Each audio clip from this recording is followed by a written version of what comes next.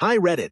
I'm Jake, 35M, and up until 6 months ago, I was the operations manager at a mid-sized logistics firm I'll call Westrock Solutions.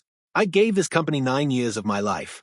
I built their internal routing system, trained new hires, handled crises, saved deals, and grew their client base by 300%. I wasn't just an employee.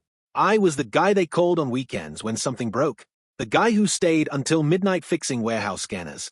The guy who didn't take vacations because the team needs you. My boss, Greg, 58M, always talked about succession. He'd say things like, "You're the future, Jake," and "One day, this company will be yours to run." Then enters Chad, 26M. Fresh business degree, Rolex gift from daddy, attitude like he invented logistics. Greg introduces him as his nephew who's gonna shadow me. Except Chad didn't shadow.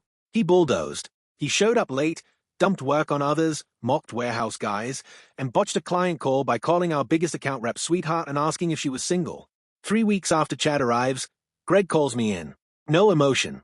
Just, we have to make tough budget cuts. Today is your last day. I was stunned, fired with no warning, no severance, and replaced by Greg's idiot nephew. I walked out without a word, but I knew things Greg didn't: passwords, contract loopholes, secrets. They thought they could use me and toss me. They were wrong. Update. I gave myself 48 hours to rage. Then I started planning. First, I consulted a lawyer. Turned out the routing software Westrock still used daily. I built it. On my own time. On my own laptop. No out contract or IP clause. The lawyer grinned and said, "You're sitting on a gold mine." Then I started talking. Quietly.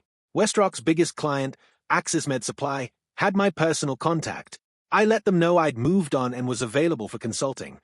They told me shipments had already started going late under Chad, so I offered help.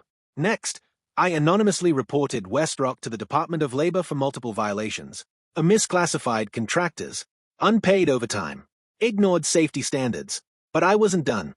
I started rebuilding my routing system under a new name: polished, efficient, secure. I called it Optics Flow, and within a month, I had a functioning beta and a pitch deck. Meanwhile, I learned through old coworkers that Chad promoted his buddy from college to data director. Greg gave his wife a phantom admin role with a salary. They were prepping for a $4 million acquisition from a larger logistics firm. I knew what to do next. Update. Axis Med canceled their contract with Westrock. That was $1.4 million a year gone. Greg blamed the ops team. Chad tried to poach Axis Med's new vendor and failed miserably. Then the labor department showed up. Westrock was fined $250,000 for unsafe warehouse conditions and worker misclassification. Chad told employees it was a routine visit. Half the warehouse staff quit. The best part? I offered free trial access to Optics Flow to 3 of Westrock's key competitors. Within weeks, 2 of them signed licensing agreements. 1 offered to partner with me long-term. But the kill shot? I filed a cease and desist letter for unauthorized use of my old code. Their system crashed during peak hours. Orders delayed. Clients angry. Westrock tried to sue me. But I had timestamps, code logs, development histories, and a rock-solid attorney. Lawsuit withdrawn. My price to let them continue? $80,000 per year or shut it down. They chose to shut it down. Update. Last week, Westrock's acquisition deal collapsed. The buyers saw the audit reports, tech issues, and client losses. They walked away. Greg announced his retirement via a vague LinkedIn post. Chad was transitioned to other opportunities.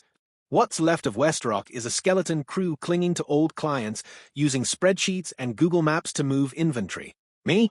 I run Optics Flow, with 5 employees, all people Greg undervalued. We're onboarding 3 new clients next month. Greg bet on blood. I bet on brains. Guess who won?